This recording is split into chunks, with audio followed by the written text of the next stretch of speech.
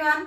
तो एक बार फिर से मैं आपके लिए लेकर आई हूं practice exercise of parts of speech.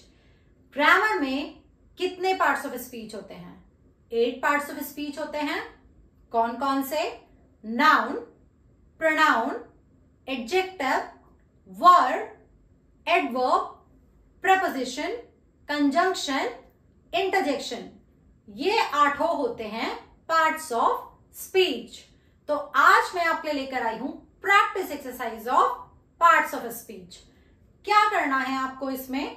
Question है, name the parts of speech of each underlined word in the following sentences.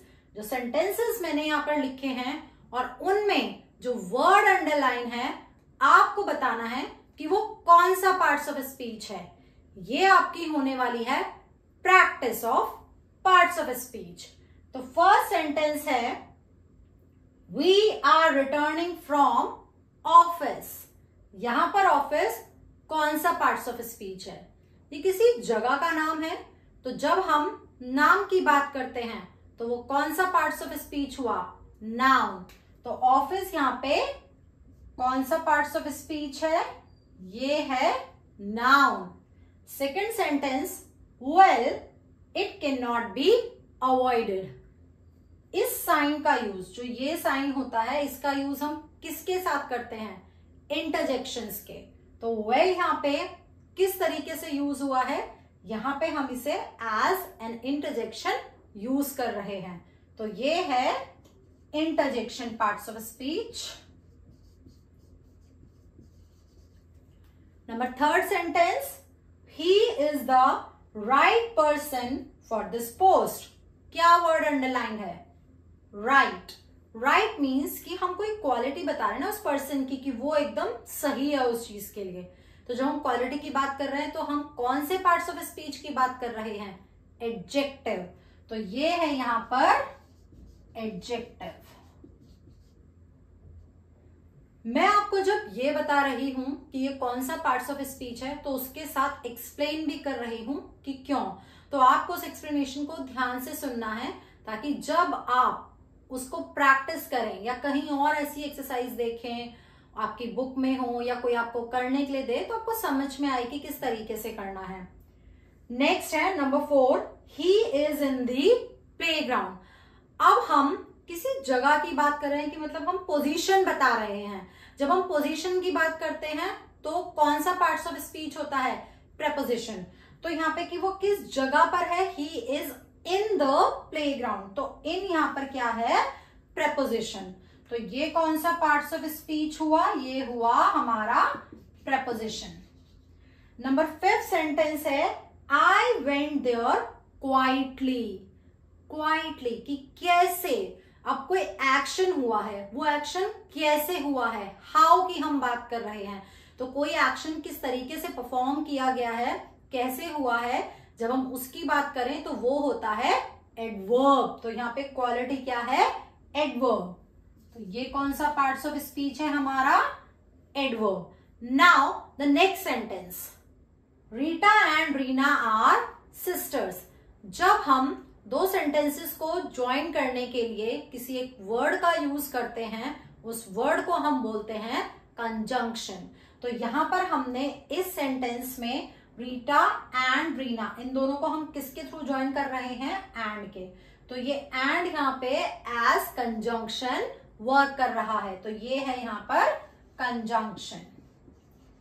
This is conjunction. Now the next sentence, Naman did not come as he was not invited। अब इस sentence में क्या underlined है? he, she, it, I, we, you, they। जिनका भी use हम noun की जगह पर करते हैं वो होते हैं प्रोनाउन। अभी जो मैंने आपको इतने सारे वर्ड्स बताए, he, she, it, I, we, you, they, them, their, ये सब क्या होते हैं? ये होते हैं प्रोनाउन। तो यहां पर ही क्या है? प्रोनाउन। नेक्स्ट है, शी इज लुकिंग प्रिटी। अब हम किसी की तारीफ कर रहे हैं कि वो सुंदर दिख रही है, हम क्वालिटी की बात कर रहे हैं, किसी की सुंदरता की बात कर रहे हैं। तो यहां पर प्रिटी क्या है? एडजेक्टिव। ये है adjective. Number 9, we went to Kanpur by bus. अब यहां पे तीन वर्ड्स अंडरलाइंड है, टू, कानपुर एंड बाय। तो टू एंड बाय ये दोनों यहां पर क्या है, ये है prepositions. These are prepositions। और हम कानपुर की बात करें, कानपुर एक जगह का नाम है और एक मतलब प्रॉपर स्पेशल नाम दिया गया है एक सिटी को, तो ये है नाउन। नेक्स्ट है, and the last sentence of this exercise, they are upstairs. यहाँ पे कुछ भी अंडरलाइन नहीं है। अगर हम दे और अपस्टेयर्स दोनों को अंडरलाइन कर दें तो दे, ये क्या हुआ, किसका यूज करते हैं हम, नाउन की जगह पर प्रोनाउन का, तो ये है प्रोनाउन।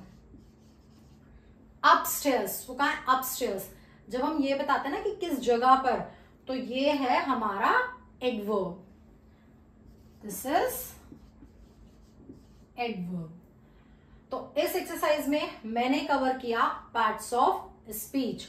आई होप कि ये समझने के साथ साथ कि कौन से पार्ट्स ऑफ स्पीच हैं और क्यों हैं, ये भी आपको समझ में आया हो। आई होप कि जब भी आपसे इस तरह की एक्सरसाइज करने के लिए बोला जाएगा तो आप इजीली आइडेंटिफाई कर पाएंगे कि, क्योंकि मैंने अपनी तरफ से ट्राई किया है कि आपको इनका एक्सप्लेनेशन भी क्लियर हुआ हो। I hope you enjoyed this video and learned something new. Keep learning, keep enjoying with English Genius. Thank you. Bye-bye.